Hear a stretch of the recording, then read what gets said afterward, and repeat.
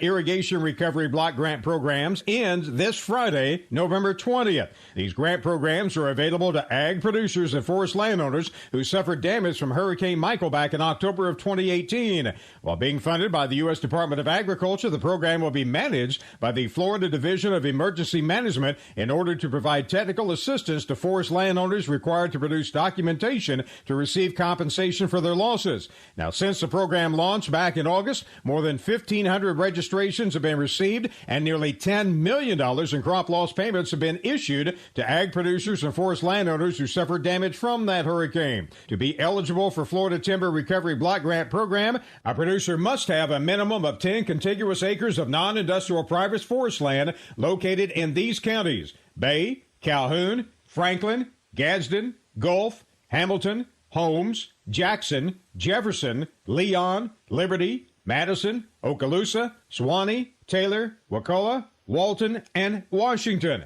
And to be eligible for the Florida Irrigation Recovery Block Grant Program, a producer must be the owner of a center pivot irrigation system, and documentation of the crop growing under that center pivot as of October 10, 2018, sustained a minimum 15% crop loss due to the hurricane. If you'd like more information on these two grant programs, go to our website, southeastagnet.com. But application for these programs ends this coming Friday, November 20th. Attention farmers, you could be eligible for technical and financial assistance under a program offered by the Natural Resources Conservation Service. The Conservation Stewardship Program is now accepting applications. To learn more, visit your local USDA Service Center. Randall Wiseman, Southeast AgNet. When it really counts, depend on the source for the latest weather updates, keeping you ahead of the storm. 96.3 FM, 1370 AM, The Source. Today will be sunny and pleasant with a high of 77 to 81. Then clear skies tonight, low 53 to 64. Wednesday will be sunny to partly cloudy with a high of 73 to 76. Partly sunny skies Thursday, high on Thursday 74 to 77. Mostly sunny on Friday, high 79 to 81. From the Florida Weather Center, I'm Holly Holdren.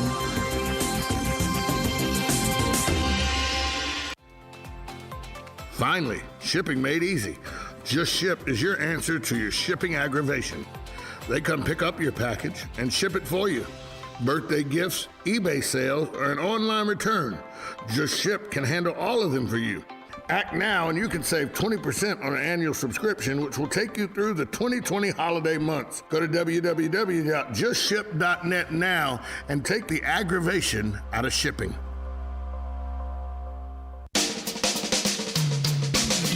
This is Ocala Talks with Tom Schmitz, bringing stories that are important to our community in and around Ocala.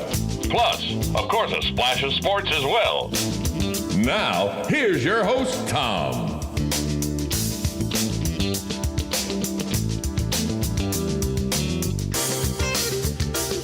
Good Tuesday morning. Welcome to Ocala Talks with Tom Schmitz. I am your host, Tom Schmitz, coming to you live from the palatial studios of WOCA Radio, just outside the food court entrance, to the Paddock Mall in the Brick City Beautiful, Ocala, Florida. And man, it is a beautiful day today. Nice, brisk weather. Hot lows right now in the 50s. Supposed to get in the mid-70s today. Perfectly blue sky, not a cloud in the sky. And then probably a guy that's on his way to Gainesville and is looking at this nice blue sky thinking, man, if I didn't have to work today, I could do something really cool. Galen Unall joins us. Galen, if you didn't have to work today, what would you take advantage of on a day like today? Oh, man. I don't think like that, man. I don't know. I don't play golf anymore. It's the opening tonight is Vanguard's first home game for basketball. I don't know, probably take a nap. Isn't that terrible? That's Maybe horrible. I'd have to play golf because I would have nothing else to do. Maybe I'd call you and see if you could get me on to Muni One because I don't pay for golf anymore because I'm terrible. That's horrible that you would take a nap on a day as beautiful as it is. I mean, I know. I know. There's nothing around the house you can do? Maybe do a little gardening, something like that? I guess I did it all this weekend. Well, you went to Bob Wine's yesterday. You got gardening to do. I did it all weekend. So okay. I don't know what I would. Maybe just hang out Okay, let's clear You gotta something do some up. day drinking. Let's do some day drinking. Let's clear. Okay, I'm good with that. I'm good with that. Let's clear something up. I went to Bob Wine's yesterday. Okay, I bought. We got Susan and I got a Myers lemon tree and a ruby red grapefruit tree. Okay. So you would think I had some planting to do. Uh-huh. No, I paid the very nominal fee. It's a very affordable fee, and Bob Wines came out and planted them for me. Well, it's hard to get them. It's hard, depending on the size. It's hard to get those home. They were about 3 feet tall. Yeah. I mean, They would have fit. They would have fit in the car. You have to plant them in a certain way. I don't have a problem with that. I've never had a problem with paying professionals to do what they're professionals at. Look here, we bought two. Except for radio hosts. This is what I like. We bought 2 citrus trees, had them delivered, had them planted, and they have a 6-month warranty on them if something goes wrong in the first 6 months. All of it for right at $200. That's a really good deal. Hopefully she didn't recognize your voice and charge you that extra 10% she was telling me about. Well, she said because I keep Joe on his toes, she gave me the regular rate, not the. That's awesome. She said she listens. I love just walking around that place. I really do. It really is just a cool walk, isn't it? It's 5 full acres, and it's just a cool walk. Even if you don't buy anything, all the different things you can see there and everything makes you want to buy something before you leave. Well, and this time of the year when their camellias are out, you're like, it's like, my gosh, look at, and next thing you know, you got your wallet out and you're just ringing stuff up, and then you're hoping that it blooms next year. So I understand. It's my first time there was yesterday, ever. First time ever. Really? Yeah. Really? First time ever. Wow. And was thoroughly impressed with not only everything about the place, but the customer service was amazing as well. Yeah, my wife won't buy plants anywhere else because she could talk to people, and for some reason, I laughed at my wife after we were done. I'm like, do you really think she remembers what your house looks like? Because she'll bring photos, and she asked them one time, I'm like, can you test my soil to see if it's wet or dry? And I was like, oh my gosh, not pinch a penny. Well, I didn't realize yesterday you got to buy when you go out there and buy something and they get it delivered and they plant it, they bring soil with them, and I'm like, what's wrong with my soil? And they were like, well, nothing if you want sand spurs and stuff to grow and sand and clay, but other than that. I was like, well, isn't dirt? They were like, no, it's not. Well, come on. Yeah, that's awesome. No, it's a cool place, and today would be a cool day to walk around there because it's nice and cool. And I do, and when you get this first little cold snap, a lot of those flowers start to pop open. And, it's going to be an awesome day. But yeah, I'll be. I'm back into having basketball 2 or 3 days a week, and that's pretty much in between that and work and a football game Friday night. I would probably take a nap today. I'm going to stay with a nap. Well, talking about football, high school football especially, the news broke yesterday that my buddy Adam, who is the head football coach at Bellevue, gone after 3 years. Yeah, and again, on social media it was going around. And I'll be honest with you, I was really shocked. I covered a couple of his teams over the last or a couple of his games that he coached over the last 2 years, and the situation he took over was just pitiful. Some people are going back 3 years ago with what John Brantley started to create. He left after 1 year. The next coach, I don't even like to talk about him. It pisses me off so bad. But he left after 1 year in a spring. He left in the middle, right in the fall, right before the season started. Right before the season started, like 2 weeks before the season started. New coach comes in, and it's just trying to hold it together. And, and I don't know if there's anything underlying, but He didn't have a great season. They should have beat Westport, except for a last-second fumble and a return. I think he keeps his job, and that's tough to sit on. I know at the end of the season, that team just got beat up and didn't play with a lot of effort because they only had 19 kids. 19 kids. That's tough when you're going against a Dunellen team that's got 55 kids, or a Forest that's 60 kids. That's tough. That's tough. So. I feel bad for him. I understand the decision. I just don't know where they go from here.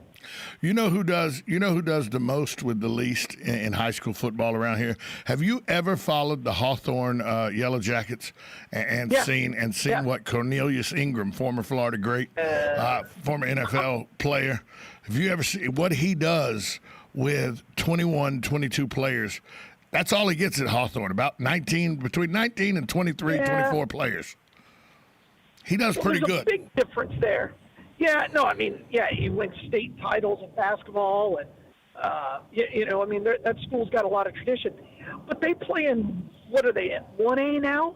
2A? Yeah, they play 1A. 1A. Bellevue's 5A, right? Bellevue's 5A with 19 kids. Right, I know. I'm sorry. I don't care who you are.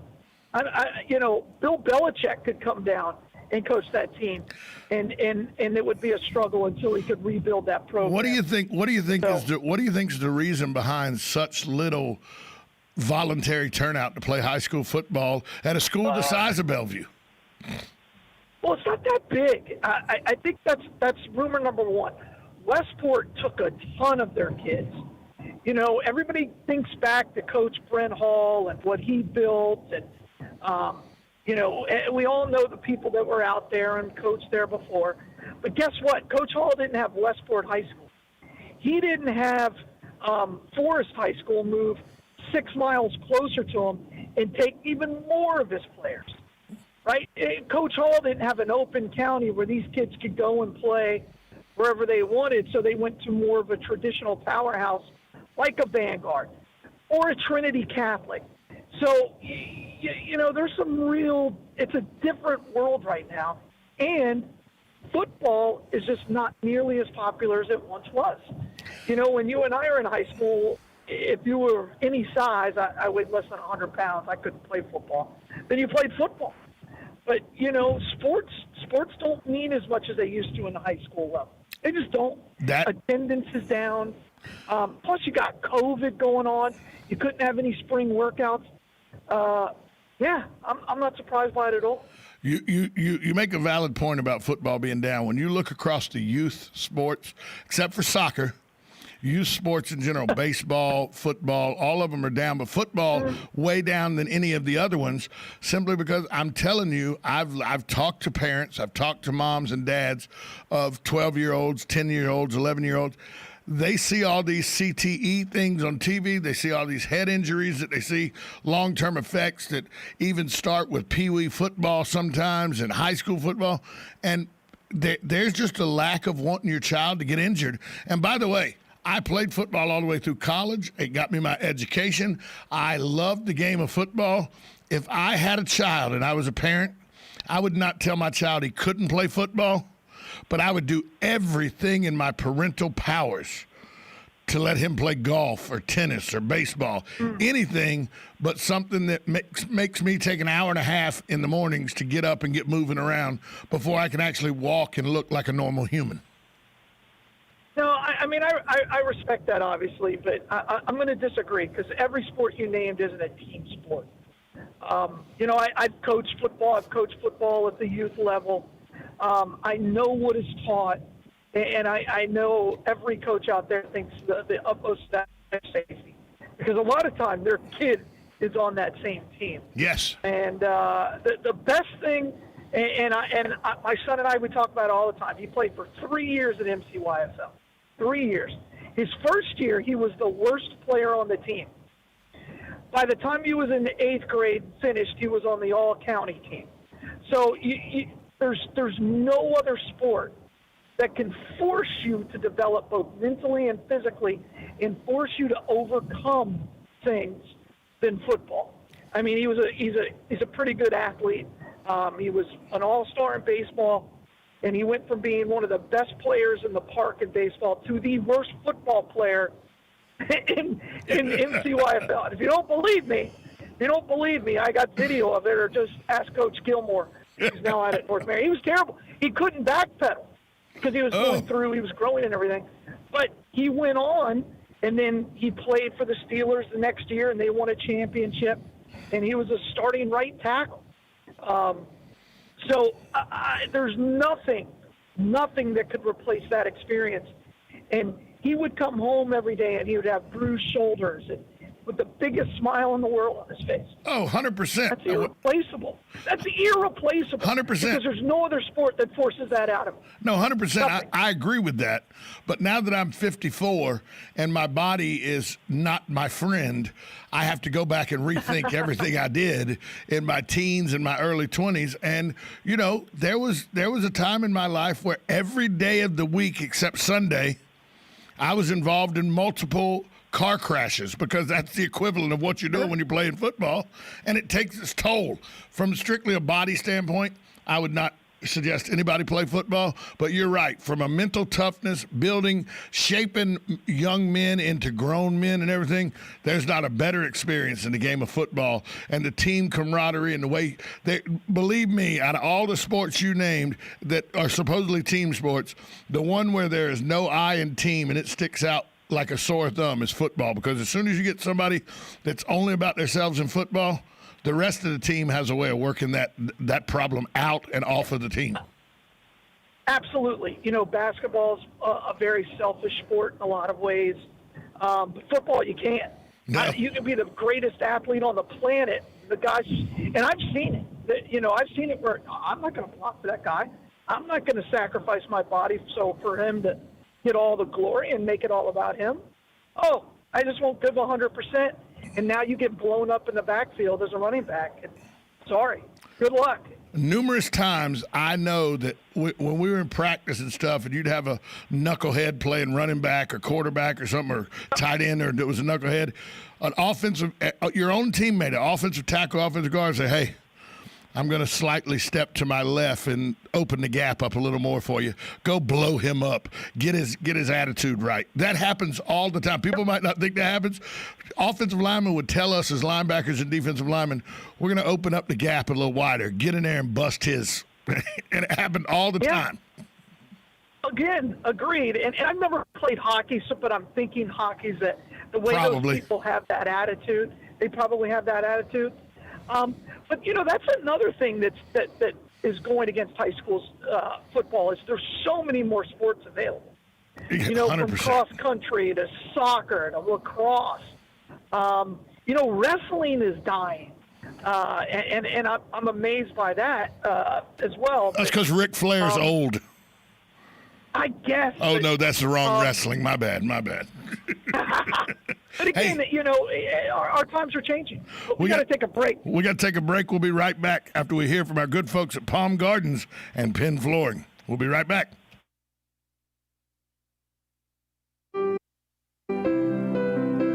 This is the time of year to count our blessings and to give thanks, and at Palm Garden, we're thankful for a lot.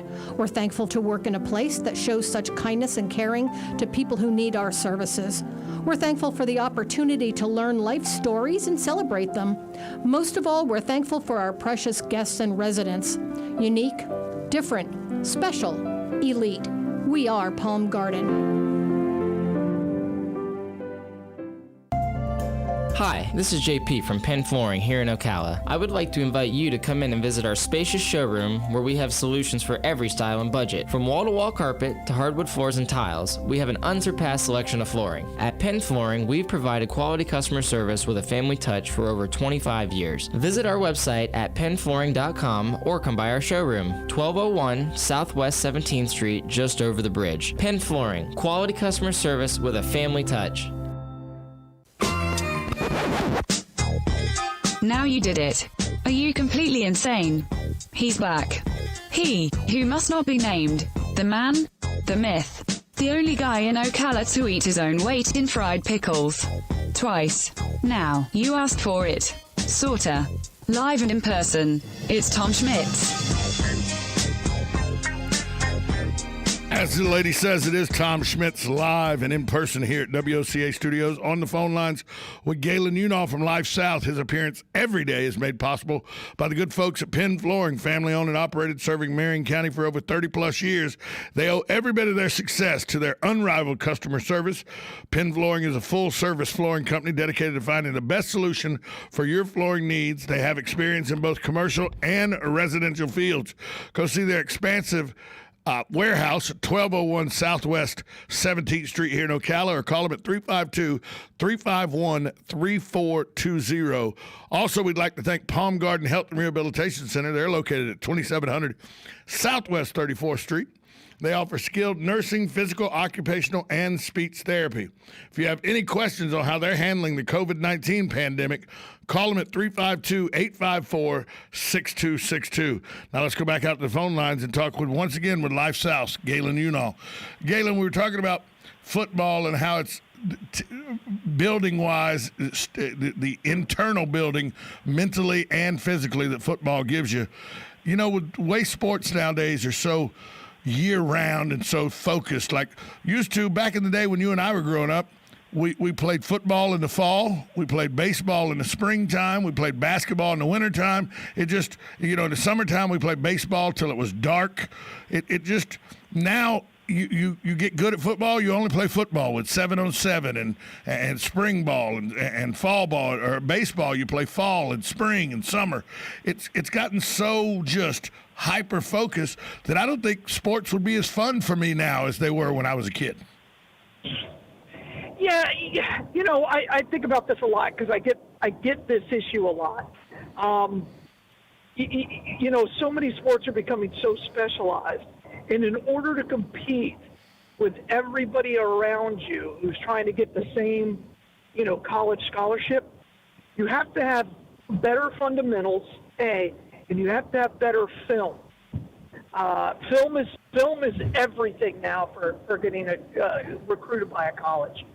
And the only way to do that is to play against really good talent. And, Trevante Rucker didn't become one of the top wide receivers in the country by playing Bellevue every week. He got to be one of the best wide receivers in the country because he traveled all over the country and went against some of the best defensive backs in 7-on-7. And coaches look at that and go, okay, I like the way this guy is explosive, and it shows against a kid who's of equal talent. That's a big part of it.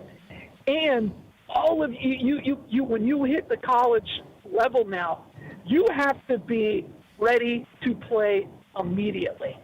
There are no schools that are saying, hey, this kid's a project, unless you're a freak, like you're in basketball and you weigh and you're 7 foot, right?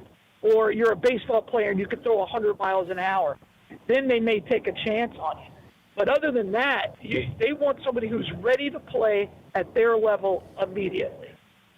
And that's across the board. Would you say it's across? You mean 1A, 1AA, Division II, Division III? They have freshmen. NAIA, yeah. You got to be a freshman that's ready to be the next man up, or the man if you walk in and you're the best player at that position. Right. They want you to play right now because there's millions and millions of dollars at stake. And we're not talking about advertising dollars. We're talking about coaches' salaries, life-changing money now in the coaching ranks, where you thought it was about wins and losses before. That's all it's about in the coach's mind.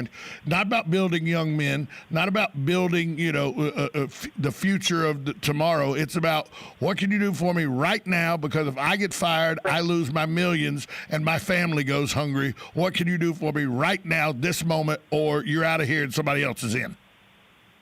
And that's absolutely right. And again, I talk to every player I coach, and I'm like, look, you have to understand what you're doing is you're entering into a business agreement.